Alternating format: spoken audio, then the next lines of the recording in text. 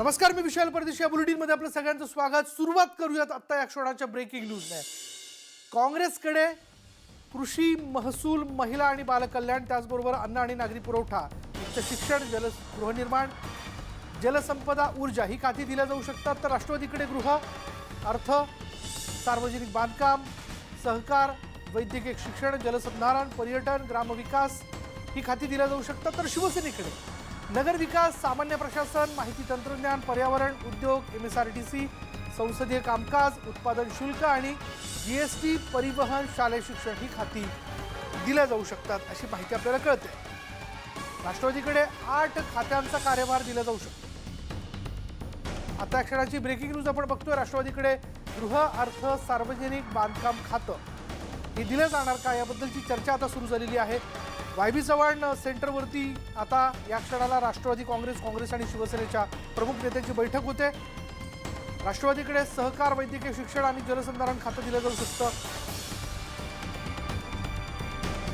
तर शिवसेनेकडे 10 खात्यांचा कार्यभार हा दिला जाऊ शकतो. तशी शक्यता, या शक्यतेच्या पातळीवर आपण बोलतोय, पण आपल्याला सूत्रांकडनं जे काही आता एक अंदाज व्यक्त करण्यात येतोय त्याबद्दल आम्ही तुमच्यापर्यंत ही माहिती पोहोचवतोय. त्यामुळे आज सकाळपासून म्हणजे उद्या तर निश्चित झालं की मुख्यमंत्रीपदाची शपथ ही उद्धव ठाकरे घेणार आहेत. पण आता उद्या आणखीन काही महत्त्वाचे आमदार जे आहेत तिन्ही पक्षांमधले हे मंत्रिपदाची शपथ घेणार का असं कळत होतं की शिवसेनेतले 2 असतील, राष्ट्रवादी काँग्रेसमधले 2 किंवा 3 असतील आणि काँग्रेसमधले 2 किंवा 3 असतील. पण आता जे आपल्याला कळतंय की खाते वाटपाच्या संदर्भात अंतिम निर्णय जवळजवळ होत आलाय, कारण चर्चा सुरू आहे. अधिक तपशील आपण जाणून घेऊयात. आमचे प्रतिनिधी प्रशांत लीला रामदास आपल्या बरोबर आहेत. प्रशांत, काय माहिती याबद्दल? महत्वाचं म्हणजे खाते वाटपांचे जे विभाग आहे ते पुढे आलेले आहे आणि जी यादी आहे त्या यादीवर जर बघितलं आपण तर काँग्रेसच्या खात्यामध्ये महसूल, कृषी, महिला व बालकल्याण, त्यानंतर अन्न आणि नागरी पुरवठा, याशिवाय उच्च शिक्षण, याशिवाय त्यानंतर गृहनिर्माण, त्यानंतर पाणी पुरवठा आणि ऊर्जा असे साधारणतः खाते येण्याची शक्यता आहे. तर राष्ट्रवादी काँग्रेस पक्षाकडे गृह मंत्रालय, अर्थ मंत्रालय, PWD, त्यानंतर सहकार मंत्रालय, आरोग्य मंत्रालय, शिक्षण मंत्रालय, सिंचन मंत्रालय, पर्यटन खातं, ग्रामीण विकास असं साधारणतः. त्यानंतर शिवसेने बघितलं तर त्याला शहरी विकास असं समजलं जाते. त्यानंतर माहिती आणि प्रसारण, वन मंत्रालय, त्याशिवाय पर्यावरण मंत्रालय, MSRTC, त्याशिवाय संसदीय कामकाज, त्याशिवाय जर बघितलं एक्साईज आणि GST आणि वाहतूक आणि आरोग्य असं साधारणतः ही खाते जी आहे ही खाती खास करून त्या तीनही जे मोठे पक्ष आहेत त्यांच्याकडे वाटण्यात आलंय.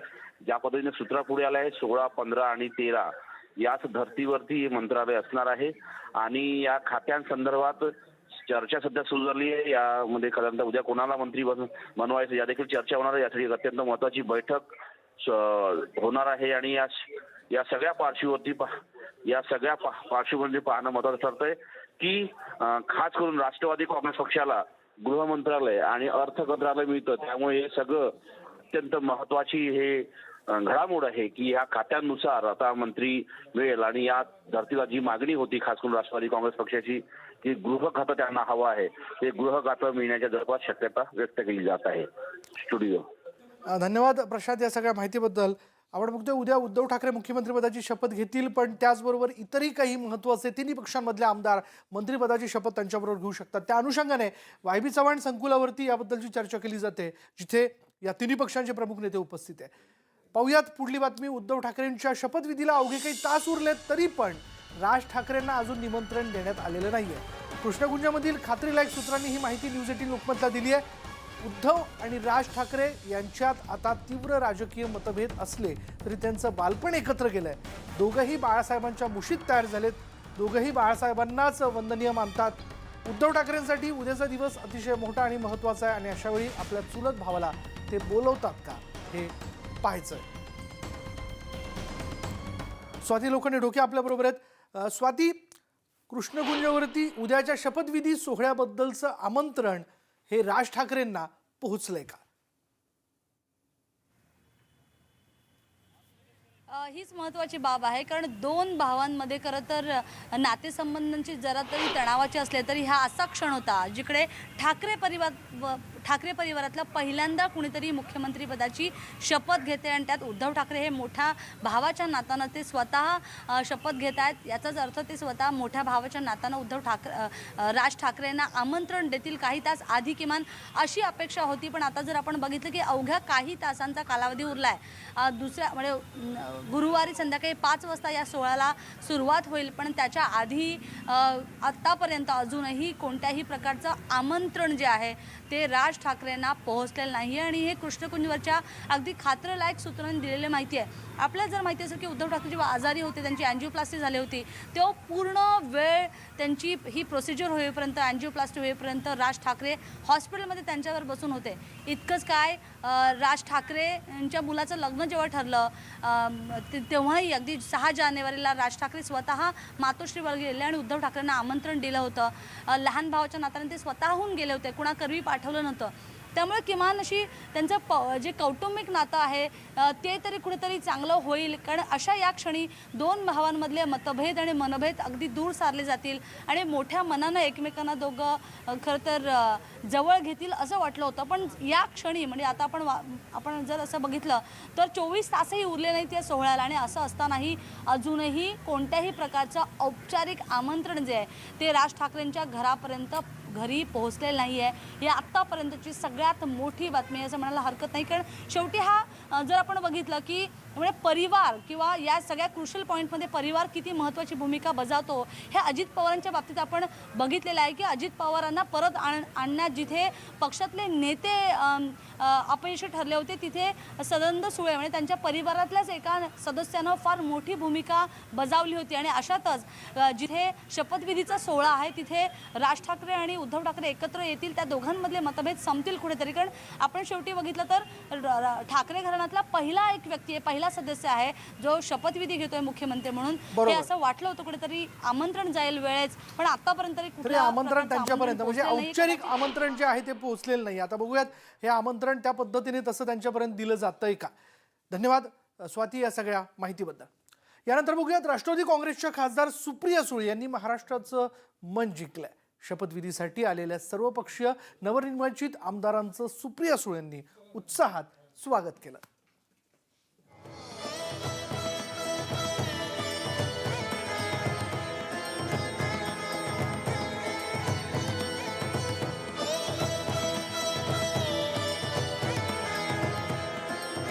विधिमंडळ परिसरात शपथविधीसाठी आलेल्या अजित पवारांची सुप्रिया सुळेंनी गळाभेट घेतली तेव्हा सर्वच कॅमेरे या बहीण भावाकडे वळाले.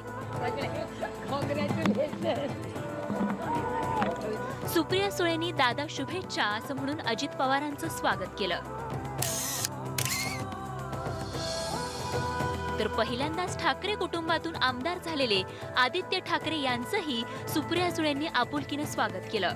सत्तेत येणाऱ्या या महाविकास आघाडीचं मनोमिलन झाल्याचंच हे चित्र होतं.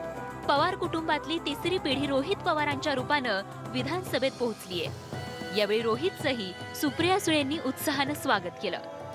सकाळपासूनच सुप्रिया सुळे प्रवेशद्वारावरच थांबल्या होत्या. फक्त आपला पक्ष आणि महाविकास आघाडीच्या आमदारांचंच त्यांनी स्वागत केलं असं नाही, तर देवेंद्र फडणवीस यांचंही सुप्रिया सुळेंनी हस्तांदोलन करत स्वागत केलं. आज केंद्र पातळीत आम्ही काम करतो तेव्हा इकॉनॉमी आज देशात काय परिस्थिती, ज्या रीतीने नोकऱ्या जात आहेत, मला असं वाटतं ह्या सगळ्यात गोष्टीची मला विचाराल तर जी जबाबदारीची भावना आहे, हा फक्त आनंदाचा दिवस नाही आहे, खूप मोठ्या जबाबदारीची सुरुवात आहे. त्याच्यामुळे हा खूप सिरियस आणि फार गांभीर्याने एक एक दिवस घेऊन लोकांचे प्रश्न मार्गी लावण्याची नैतिक जबाबदारी आज आमच्यावर आलेली आहे.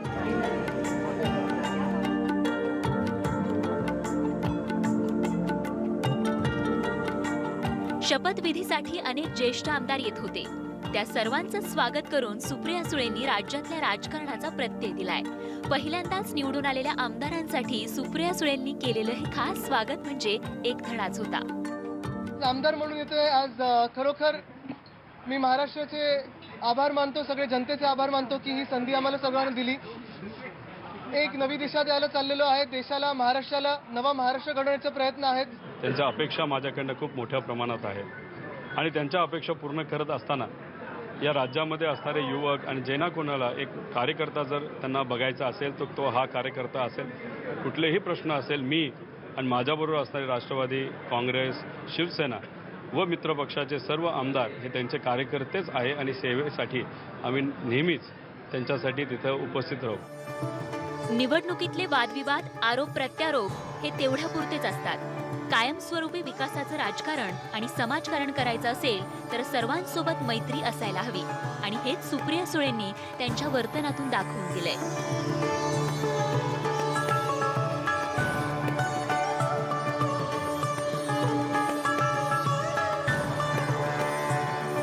त्यामुळे हा शपथविधी आणि सुप्रिया सुळे कायमच लक्षात राहतील. Bureau report, news 18 Lokmat. खरं पण राजकारणात मतभेद असू शकतात, मनभेद नाही. त्यामुळे खरं तर फार खिळक्या वृत्तीने आपण आपला विजय पराभव हा स्वीकारला पाहिजे. सुप्रियाताईंनी या सगळ्यांचं स्वागत केलं आणि आपण सगळेच एक आहोत हे दाखवून दिलं. पुढे पाहूयात. ठाकरे घराण्यातील पहिलाच व्यक्ती मुख्यमंत्री होतोय. साहजिकच शपथविधीचा सोहळा हा भव्य दिव्य केला जाणारच. शपथविधीसाठी शिवराज्याभिषेक ही थीम आहे, तर भला मोठा स्टेज उभारला जातोय. 50,000 जणांच्या बसण्याची सोय करा अशी महाशिव आघाडीची मागणी होती, पण ते शक्य नाही आणि त्यामुळे 30,000 खुर्च्यांची सोय शिवाजी पार्कमध्ये केली जाते. स्टेजची रचना, डिझाईन, सजावटीची जबाबदारी ज्यांच्यावर देण्यात आली आहे ते ज्येष्ठ कला दिग्दर्शक नितीन चंद्रकांत देसाई यांच्याशी बातचीत केली आहे आमचे प्रतिनिधी उदय जाधव यांनी. शिवसेना पक्षप्रमुख उद्धव ठाकरे उद्या मुख्यमंत्री पदाची शपथ घेणार आहेत. मात्र हा शपथ घेणारा जो सोहळा असेल, शपथविधी सोहळा, तो नेमका कसा असणार आहे ते जाणून घ्या. आपल्यासोबत प्रसिद्ध कला दिग्दर्शक नितीन देसाई आहेत. नितीन दादा, नेमकं कसं एकूण सोहळा असणार आहे, काय सांगणार? शिवाजी पार्कवर नेमकं काय संकल्पना तुम्ही ठेवलेली आहे? एक मावळा, एक शिवसैनिक और एक ह्या महाराष्ट्रातला कलाकार ह्या नात्याने एक दैदीप्यमान आणि एक छान असं मराठमोळं स्टेज इथे निर्माण करण्यात येतं आहे. वेळ फार कमी आहे. 24 तासात न झोपता न खाता पिता हा प्रयत्न असणार आहे की महाराष्ट्राला आपण काहीतरी चांगलं द्यावं. इथे मोठ्या संख्येने सर्वसामान्य जनता उपस्थित असणार आहे. शेतकरी पण येणार आहेत महाराष्ट्रातून. कसं नियोजन केलेलं आहे आसन व्यवस्थेचे? पहिल्याच दिवसापासून माननीय मुख्यमंत्री महोदयांनी आपल्या ह्या सोहळ्याबरोबरच शेतकऱ्यांना पण सामावून घेण्याचा प्रयत्न केलेला आहे. हे जे दैदिप्यमान असलं तरी आपल्या महाराष्ट्रात असलेल्या सगळ्या परिस्थितीची जाण ठेवत करण्यात असलेला मंच आहे. मग शेतकऱ्यांचा असो किंवा आपल्यावरती झालेला अवकाळी पावसाचा असो, तर त्या माध्यमातून त्यांना अशा पद्धतीचं मंच पाहिजे होता की ज्याच्यामधनं महाराष्ट्राचं वैभव पण दिसेल, पण आपण ह्या सगळ्या परिस्थितीची जाण करून एक चांगला मंच करावा. तो दैदिप्यमान, तो भव्य, तो शिवाजी पार्क शिवतीर्थाला साजेसच आहे आणि तशाच पद्धतीचा मंच उद्या नक्कीच सगळ्या महाराष्ट्राला नाही जगाला पाहायला मिळेल. तर नक्कीच महाराष्ट्राचा हा सोहळा जो आहे तो अधिक चांगला व्हावा या दृष्टिकोनातून नियोजन करण्यात येत आहे. व्हिडिओ जर्नलिस्ट संदीप मोरेसह उदय जाधव, न्यूज 18 लोकमत, मुंबई. आणि यानंतर वेळ झाली की ब्रेकची ब्रेक घेऊयात. पहा फक्त न्यूज 18 लोकमत.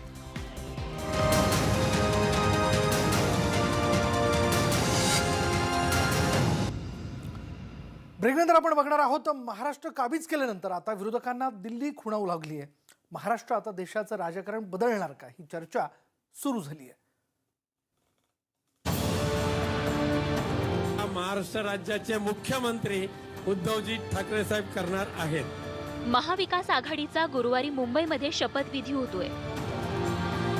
मुंबईतल्या शपथविधी बरोबरच राजकीय नेत्यांना आता दिल्लीचं तख्त खुणावू लागलंय आणि त्याचमुळे महाविकास आघाडीच्या या शपथविधीला काँग्रेसचे मुख्यमंत्री बडे नेते येणार आहेतच, पण त्यासोबत भाजपच्या विरोधात ठाम भूमिका घेणारे राजकीय पक्षही या शपथविधीला हजर राहणार आहेत.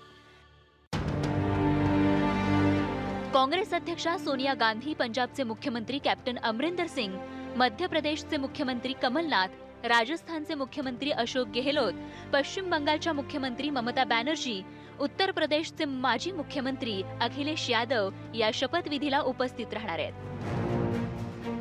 शिवसेनेनं मागील 5 वर्षांमध्ये भाजपसोबत राज्य आणि केंद्रात सत्तेत असताना अनेकदा विरोधी भूमिका घेतली होती.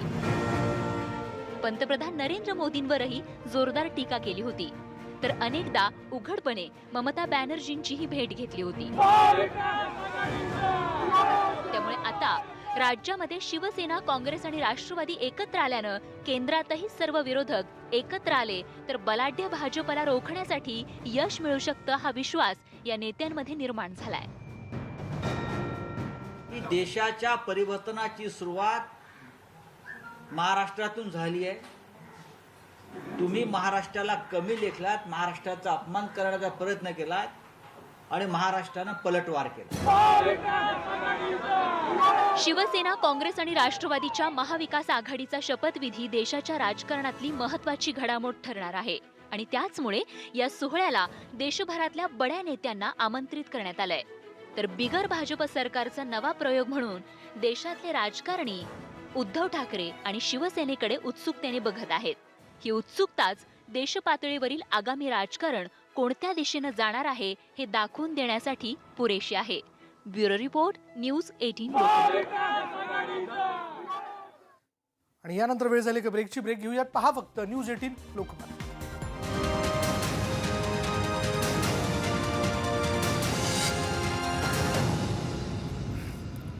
आणि आता ब्रेक नंतर एक ब्रेकिंग न्यूज अशी आहे की उद्धव ठाकरेंच्या शपथविधीसाठी ममता बॅनर्जी, अरविंद केजरीवाल, सोनिया गांधी, MK स्टॅलिन यांना निमंत्रण देण्यात आल्याचं कळत आहे। आता क्षणाची ब्रेकिंग न्यूज आपण बघतोय।